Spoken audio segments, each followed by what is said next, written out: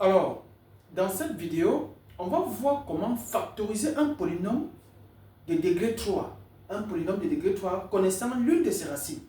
Donc, il s'agit de factoriser un polynôme de degré 3 connaissant l'une de ses racines. Voilà en quoi consiste notre exercice. Donc, sois très attentif parce que c'est un exercice qui revient régulièrement dans les examens. Et même lorsqu'on aborde les nombres complexes, alors c'est un exercice qui intervient toujours. Donc, sois très très attentif. Alors, on donne le polynôme P défini par P de x égale à moins 2x au cube plus 3x carré plus 5x moins 6.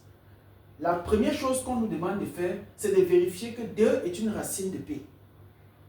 2 est une racine de P. 2 est une racine de P si et seulement si P de 2 égale à 0. C'est ce que le cours dit. Donc on va calculer P de 2. Si ça donne 0, alors 2 est une racine de 2. On a dit dans le cours que un nombre réel alpha est une racine d'un polynôme si et seulement si P de alpha est égal à 0. Ça veut dire que alpha annule le polynôme. On dit encore que alpha est un 0 de ce polynôme. Donc on va calculer P de 2. Donc calculons rapidement P de 2. On a P de x égale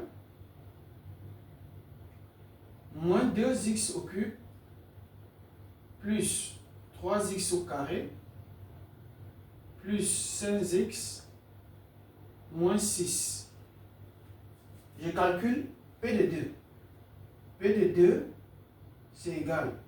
Je vais remplacer partout où il y a le x par 2.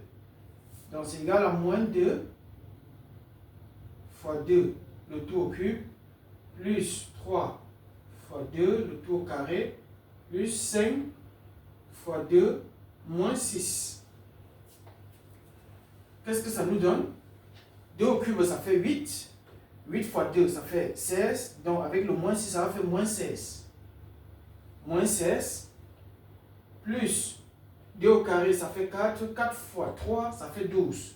Donc, plus 12. Plus 2 fois 10. 5 fois 2, ça fait 10. Pardon. 5 fois 2, ça fait 10. Donc, plus 10. Moins 6. Ce qui est égal. Moins 16, moins 6, ça me fait moins 22.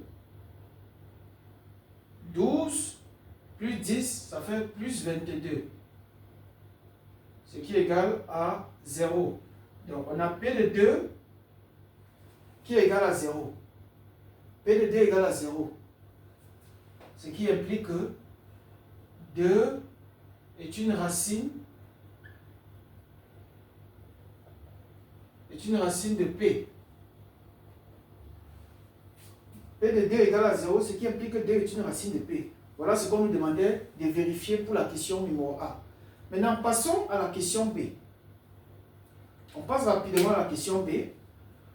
On demande d'écrire P de x comme produit de deux polynômes.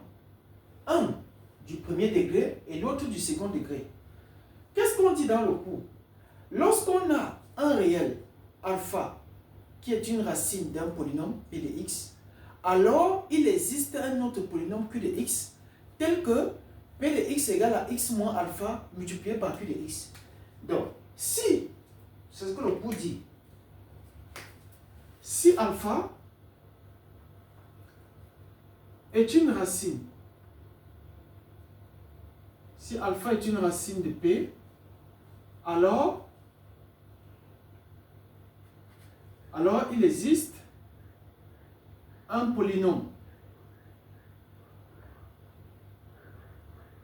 Q tel que P de x égale à x moins alpha multiplié par Q de x. Ça, c'est ce que le cours dit. Donc, étant donné que 2 est une racine de P, cela signifie concrètement, étant donné que 2 est une racine de P, cela signifie concrètement qu'il existe un polynôme Q tel que P de x est égal à x moins 2 multiplié par Q de x. Donc, notre but, c'est de trouver le polynôme Q de x. Donc, on va trouver un polynôme Q de x tel que P de x égale à x moins 2 multiplié par Q de x. Voilà en quoi consiste la question B. Maintenant, comment est-ce qu'on procède pour trouver Q de x? Il y a deux méthodes. Lorsqu'on a P de x égale à x moins 2 multiplié par Q de x, cela implique que Q de x est égal à P de x divisé par x moins 2. Donc, on divise P de x par x moins 2. Ça, c'est la division euclidienne. Mais, dans cet exercice, je vais plutôt vous montrer une autre méthode que vous n'avez pas vue certainement au lycée ou au secondaire. Cette méthode, c'est une méthode extrêmement efficace, extrêmement rapide, qui vous permet, n'est-ce pas, d'atteindre le résultat en un laps de temps. Donc, au lieu de 3 à 4 minutes que vous allez dépenser pour pouvoir faire la division euclidienne, alors vous allez utiliser peut-être 1 minute pour pouvoir trouver Q de x. Donc, soyez très très attentifs sur cette partie et surtout, n'oubliez pas de liker, de partager et de vous abonner à cette chaîne. Donc, on va trouver Q de x avec une méthode extrêmement efficace. Cette méthode c'est la méthode de Horner. Donc, on va appliquer la méthode de Horner pour trouver Q de x. Donc, méthode de Horner. Méthode de Horner. C'est ce qu'on va appliquer pour trouver Q de x. Alors, en quoi consiste la méthode de Horner? Vraiment, soyez très très attentifs. En quoi consiste la méthode de Horner? Bon, je vais me placer ici. Voici en quoi consiste la méthode de Horner. Soyez très attentifs. J'ai P de x ici. J'ai la P de x. Et ici, je vais multiplier par 2, qui est la racine. Et là, j'ai Q de x. Qu'est-ce que je fais? Je prends d'abord P de x. Il faut que je vous explique très bien cette méthode. Je prends d'abord P de x. Je peux effacer ici. Ah non, je ne devrais pas effacer P de x. Donc, je prends d'abord P de x. J'ai P de x égale à moins 2x. Moins 2x au cube plus 3x plus 5x moins 6. Alors, P de x ici est sous forme de puissance décroissante de x. Puisqu'on dit de x puissance 3 à x puissance 2, x puissance 1, x puissance 0. Donc, P de x, c'est sous la forme décroissante des puissances de x. Pour ce que je fais, comme c'est un polynôme de degré 3, alors on va mettre les coefficients de chaque monôme. On va reporter dans ce tableau les coefficients de chaque monôme qui compose P de x, suivant les puissances décroissantes de x. Donc, je commence par moins 2, qui est le coefficient du monôme le plus haut degré. Je commence par moins 2. Donc, ici, je vais mettre moins 2. C'est le coefficient du monôme le plus haut degré. Après, je vais placer 3, qui est le coefficient de x au carré. Après, je place 5, qui est le coefficient de x. Et enfin, je place moins 6, qui est le coefficient de x puissance 0. Vous savez que x a la puissance 0. Hein? Moins 6 encore, c'est égal encore à moins 6, le tout à la puissance 0. Puisque x puissance 0, c'est 1. Donc, quand on écrit moins 6 comme ça, c'est encore égal à moins 6. C'est moins 6 à la x à la fois multiplié par x à la puissance 0. Donc, on n'a pas besoin de mentionner ceci. Donc, je l'efface tout simplement. Donc, je place donc ces différents coefficients. Maintenant, comment est-ce que je vais procéder pour trouver le coefficient de Q de x? Il y a quelque chose que j'ai oublié de mentionner. Lorsqu'on a P de x qui est égal à x moins 2 multiplié par Q de x, étant donné que le polynôme P de x est un polynôme de degré 3, ça veut dire que, en conséquence, Q de x est un polynôme de degré 2. Pourquoi? Parce que le degré d'un polynôme, c'est la somme des degrés, c'est la somme des degrés des polynômes qui le composent dans le produit. Donc, comme P de x est le produit de deux polynômes, c'est-à-dire x moins 2 et q de x, son degré, c'est la somme des degrés de chacun de ces polynômes.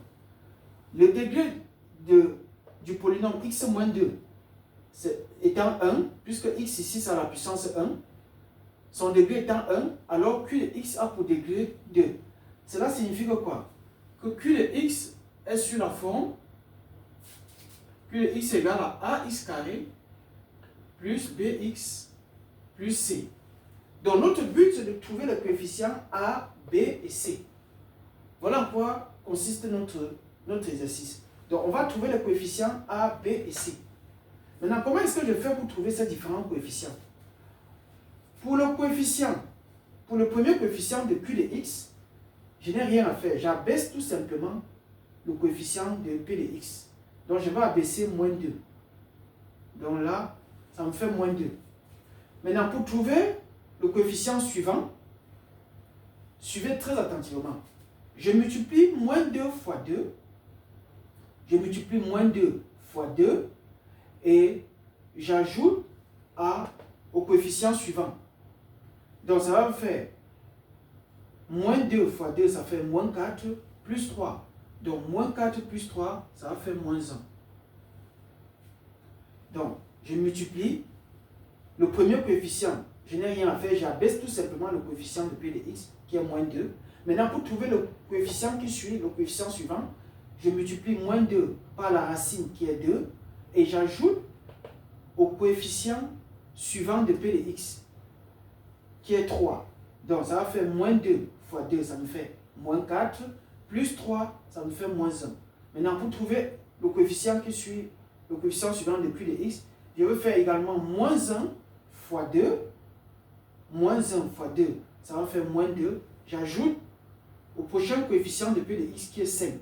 Donc ça va faire moins 2 plus 5. Donc, on aura moins 2 plus 5, ce qui me donne 3. Moins 2 plus 5, ça me donne 3.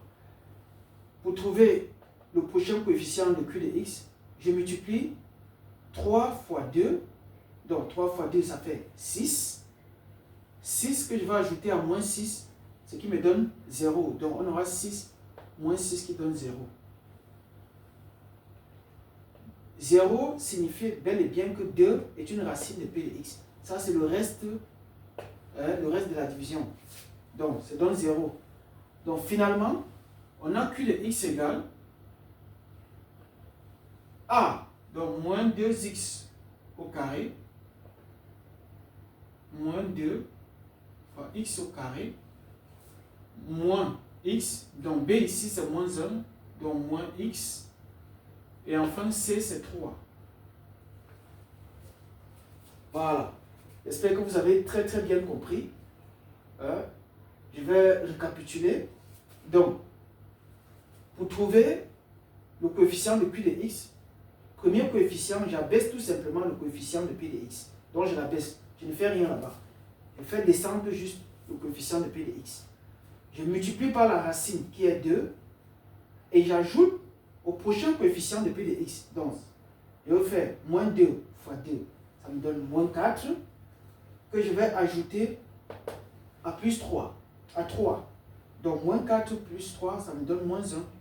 Je prends moins 1, je multiplie par 2, ça me donne moins 2, que j'ajoute à 5, ça me donne 3.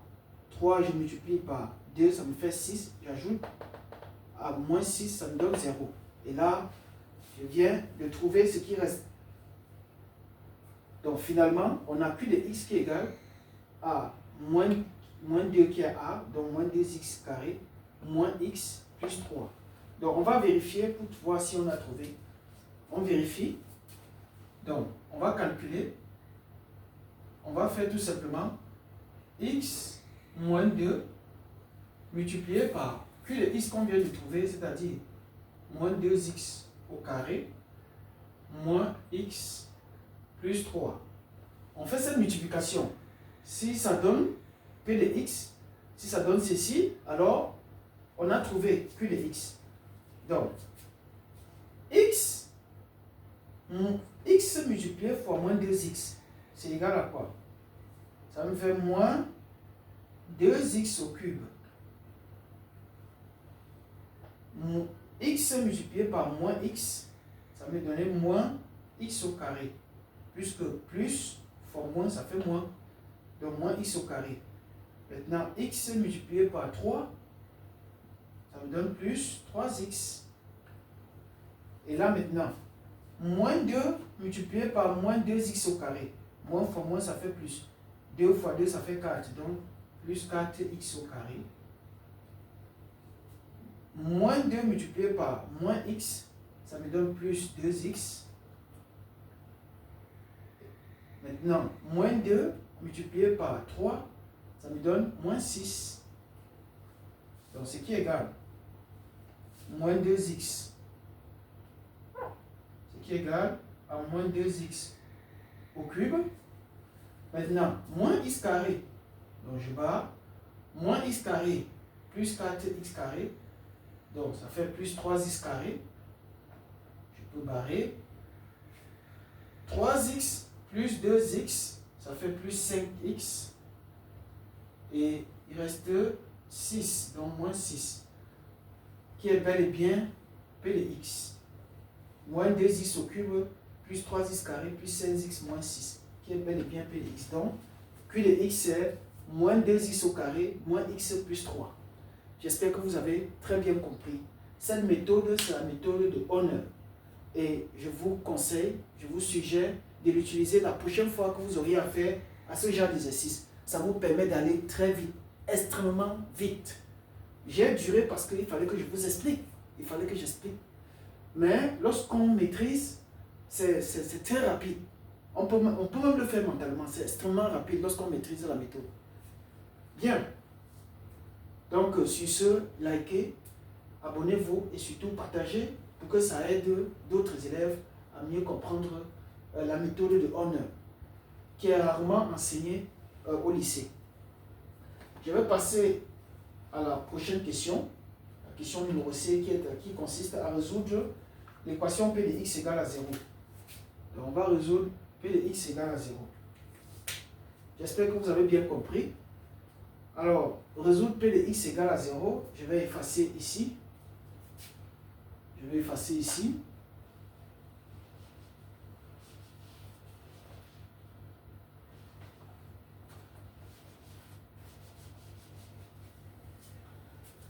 Donc, on a finalement P de x qui est égal à x moins 2 multiplié par moins 2x au carré, moins 2x au carré, moins x plus 3. Voilà ce que nous donne P de x. Vous voyez qu'on a mis sur la forme d'un produit de deux polynômes. Le premier polynôme, le polynôme de degré 1 et l'autre de degré 2. Donc voilà P de x. On va résoudre maintenant P de x égale à 0.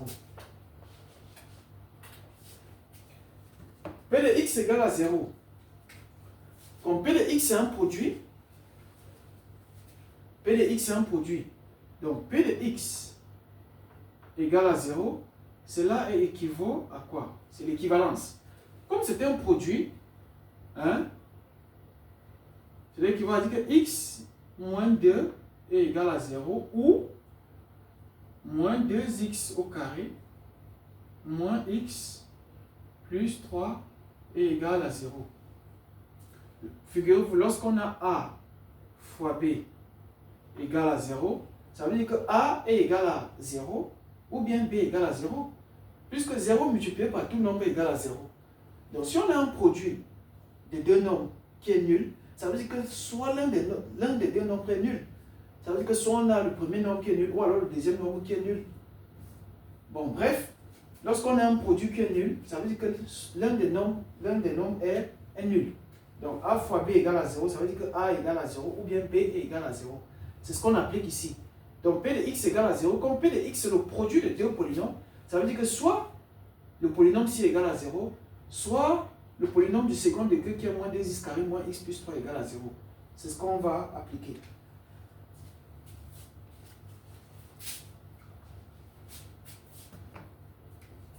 C'est-à-dire qu'il va dire que j'ai x égale à 2. Ça, c'est pour ce monsieur. Maintenant, on va résoudre l'équation-ci, qui est une équation du second degré. Moins 2x carré moins x plus 3 égale à 0. Pour résoudre une telle équation, ce qu'on fait, c'est quoi? On calcule delta. Delta, c'est b carré moins 4ac. Donc, on va calculer delta. Donc, delta, c'est qui est égal à quoi? B carré, c'est-à-dire moins 1, le tout au carré, puisque b ici c'est 1, moins 4, a c'est moins 2, fois moins 2, c c'est 3. Ce qui est égal, moins 1, le tout au carré, ça fait 1, moins fois moins, ça fait plus, 4 fois 2, ça fait 8, 8 multiplié par 3, ça fait 24. Ce qui est égal à 25. 24 plus 1, ça fait 25. Donc voilà delta. Delta est supérieur à 0. On a vu avec les équations du second degré que lorsque le discriminant, c'est-à-dire delta, est supérieur à 0, alors cette équation admet deux racines. Donc, on a deux racines, ou bien deux solutions. x1, c'est égal à moins b, c'est-à-dire moins 1. Je détaille pour que vous ne vous trompez pas lorsque vous êtes en train de rédiger sur vos copies. Donc, ça va faire moins 1, moins b, moins racine de delta. Moins racine de delta qui est 25 sur 2a. 2 fois moins 2. Ce qui est égal, moins 1, ça va faire plus 1, moins 5, puisque racine de 25 c'est 5, divisé par 2 fois 2 fois moins 2, ça va faire moins 4, ce qui est égal à 1 moins 1, ça va faire moins 4 sur moins 4, qui est égal à 1. Maintenant, x2, moins b, plus racine de delta, sur 2a, sur 2 fois moins 2, ce qui est égal à 1 plus 5 divisé par moins 4, ce qui est égal à moins 6 sur 4. On simplifie par 2, ça va faire moins 3 demi. Voilà. Là, on vient de trouver toutes les racines de P. Donc, finalement, la solution P de x égale à 0, cela implique que S égale l'ensemble solution, qu'on note grand S, on ouvre les accolades, on prend toutes les racines. Donc, je commence, ça fait moins 3 demi, point virgule, 1, point virgule, et enfin 2. Voilà. Voilà ce qui a été demandé de faire. Donc voilà toutes les racines, toutes les solutions de l'équation P de x égale à 0. Donc, P de x égale à 0, cela signifie que x est égal à moins 1 demi, moins 3 demi, 1 ou 2.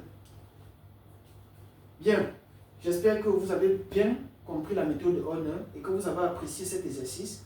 N'hésitez pas à l'appliquer dans plusieurs autres exercices afin de bien maîtriser le processus. Surtout, likez, partagez et abonnez-vous à Maths avec Vedel.